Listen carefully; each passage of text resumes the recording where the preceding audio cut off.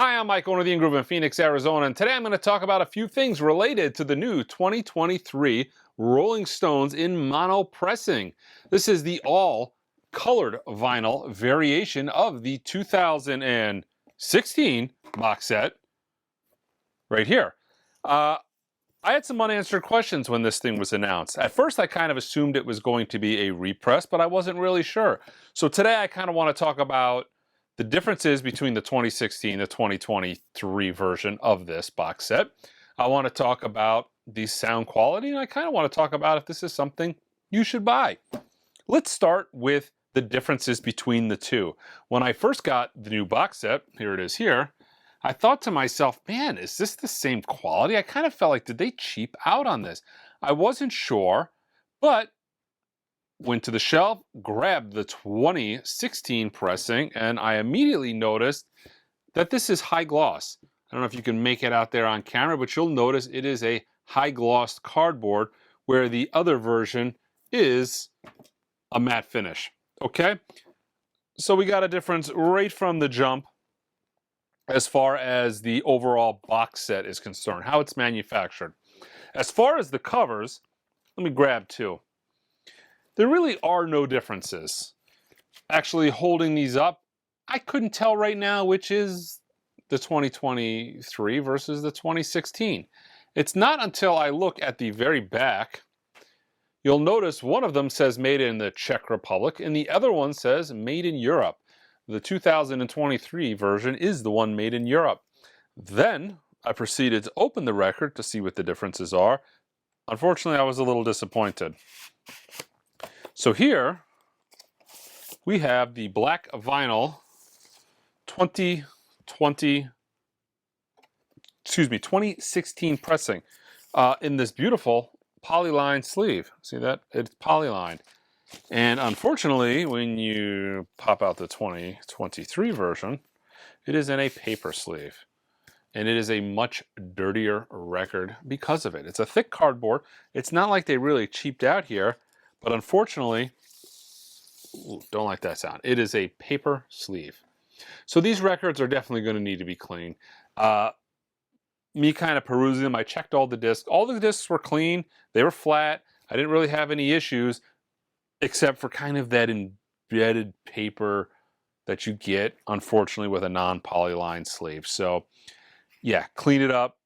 That's it. Okay, next thing I did was I examined the differences between the two. But now we know the original 2016 black vinyl was done at Gateway Mastering, Bob Ludwig's place. The lacquers were cut at Abbey Road, and then it was pressed at GZ.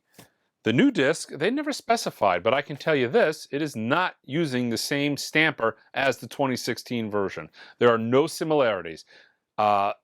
Different dead wax information. The only thing that's common is the GZ stamping information, but that is not located on the same exact spot of the matrix.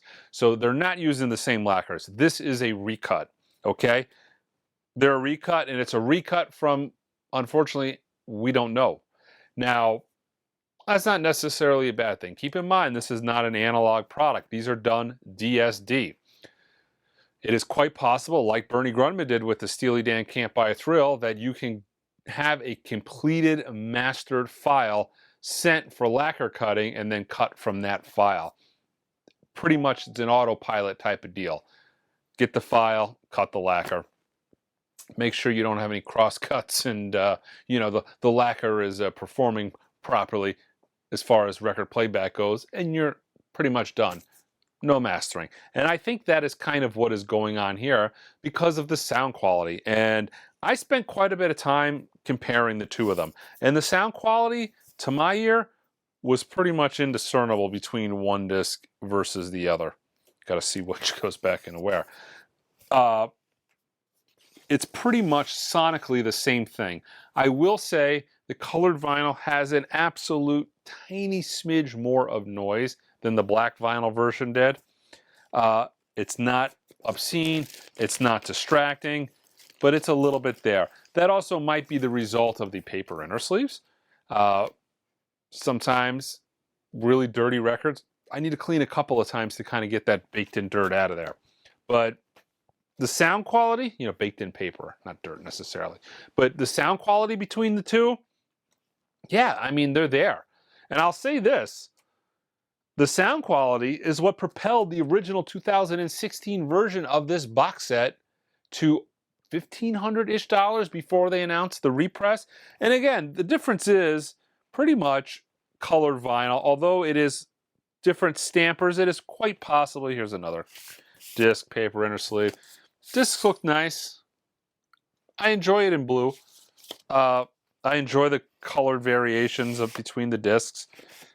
It's kind of a cool way that they got around doing only 10,000, right? You know, they were numbered to 10,000. And yeah, they only made 10,000 of them, but they also made 10,000 of them in colored vinyl. And I guess theoretically they can make 10,000 more of them in splatter vinyl. And, you know, you can keep going on and on and on. But I digress. Going back to the overall differences between the two, it's, you know, they're pretty much spot on. The quality in this comes from the sound. The sound is what propelled this vinyl box set up to $1,500. It is well regarded. One of the reasons I think it is well regarded is because the Rolling Stones catalog has been and always is, to this day really, has been a mess. The Rolling Stones, unlike other bands, unlike the Beatles, for instance, who recorded just repetitively at Abbey Road, the same guys, the same equipment for the most part, just over and over and over again, very consistent, right? The Rolling Stones were a very active touring band, and they would just pop into random studios at times and record tracks, you know, master tapes in tow. So the last track might sound absolutely nothing like the current track they were working on. And this kind of created problems for their catalog sonically. When I spoke to, I think it was Michael Graham at Mobile Fidelity. I hope I got your name right, Mike. But he was actually the guy in charge of procuring the tapes from the Rolling Stones catalog for the original Mobile Fidelity box set. And he kind of had talked about hunting and investigating and attempting to determine the originals versus copies, because they were having originals sent from the UK to here, and then they would have originals here sent to the UK, and vice versa. And they weren't really all stored in one place. They were kind of all over the place. And he was tasked with hunting those down. So their catalog has always been convoluted. Because of that, there is no blanket statement on the best pressings from the Rolling Stones. You could pretty much go with the Beatles and say, get those early Parlophones. They're going to sound better than the Capitol pressings, right? That's pretty much well known if you've been doing this a little while. If you're new, get the Parlophone pressings. But when it comes to the Rolling Stones, there is no blanket statement that kind of fits. It is on a very case-by-case basis. So I will say overall, sonically, this was great because you got a really high-quality product that filled a hole for a lot of collectors. Because even myself, and I have a massive vinyl collection, it has been extremely difficult getting original mono pressings of their catalog, be it US or UK. It's not like buying old Beatles records. Beatle records, they're there. I mean, they're not cheap, but if you go on eBay and you search for, say, let's search for a White Album in mono as opposed to like Let It Bleed in mono, UK pressings, right? Go look at sales histories. You'll see a pretty good plethora of UK copies of the White Album as opposed to Let It Bleed. They're just more plentiful out there. The Rolling Stones catalog, it's been very difficult to obtain those early pressings for me. So when this came out, it was like, yeah, nice, clean, monos, they're there. So I think it fit a hole for a lot of people, and I think that kind of helped drive the price up in line with the fact that they actually do sound really good. I was listening to, right before I filmed this, Beggar's Banquet. I was listening to my original UK mono and the two. The two are pretty, like I said, indistinguishable. The UK mono had certain things going for it. I kind of like the guitar a little bit on Sympathy for the Devil. I like the bongos. You know, it had a little bit different feel, but the bass on this box set, as opposed to all those originals, is tight. It's accurate. You know, Bill Wyman on Sympathy for the Devil is still somewhat buried. but it's a little bit more brought to the front on the new pressing, and his bass is it's a nicer, tighter sound to it. So overall, I got to give props to this box set once again. I spoke highly of it the first go around, and I'll speak highly of it this go around. Even if you're somebody who has mint clean original UK pressings of the Stones catalog and US pressings, and you've kind of got your best of between the two and your go-to copies, this is still a recommended box set. It really is fantastically well done, as well as the bonus disc Stray Cats, which is actually probably the disc I've listened to the most in this box, which is bizarre. Typically that's not the case for box sets. You know, you don't listen to that random disc as much as you'll typically listen to an album. But I found over the last 6 years, 7 years now since the original came out, I find myself listening to that Stray Cats bonus disc all the time. I will show you one more difference, which I thought was kind of cool. I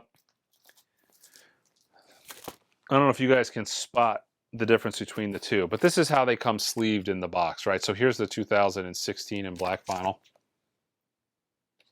Here is the 2016 in colored vinyl. I don't know if you can notice the difference. They use a clear sleeve versus this cloudy sleeve. I don't know why that just dawned on me, but that's pretty much as far as it goes in differences. So I will say, they made 10,000 of these. I don't think this is something that's going to stick around long. The first box set took some years to sell out. I remember ordering them for customers for maybe 3 years going into 2019. That box was still available. Around the end of 2019, by 2020, it had dried up. The prices had shot up. But I think there's an appetite for this. Many people missed out on it since kind of the vinyl boom.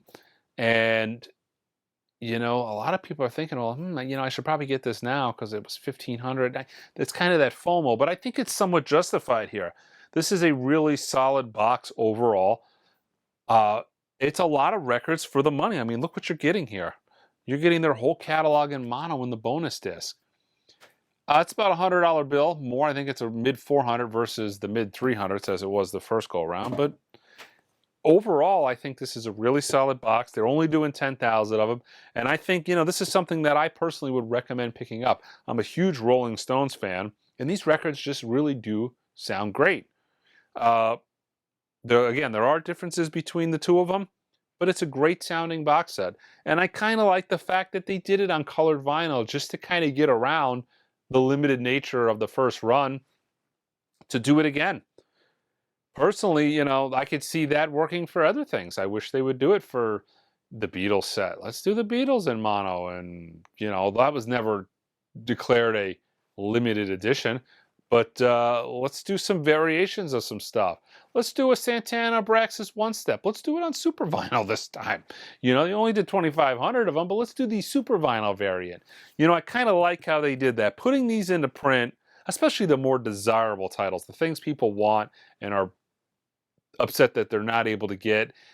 And a lot of times that kind of causes frustration in the industry. It's nice to be able to put some of those desirable items into circulation, you know, because it really is about the music.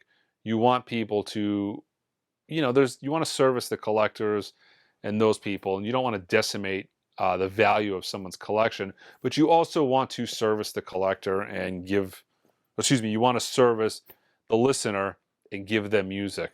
And I love kind of how they did that with this package overall. This was really, you know, highly rumored to be coming. It kind of, you could tell it was going to be popular. Everybody online, videos, forums kind of blew up with the fact that this might be coming.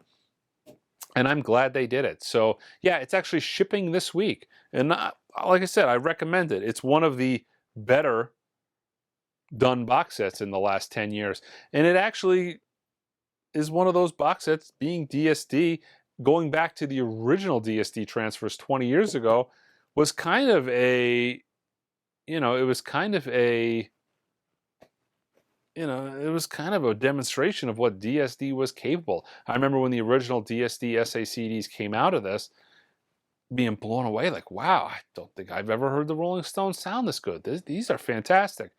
You know, But yeah, that's the same process they're doing all these years later for the vinyl records, but it sounds fantastic. All right, guys, check it out online, theingroove.com. Until next time.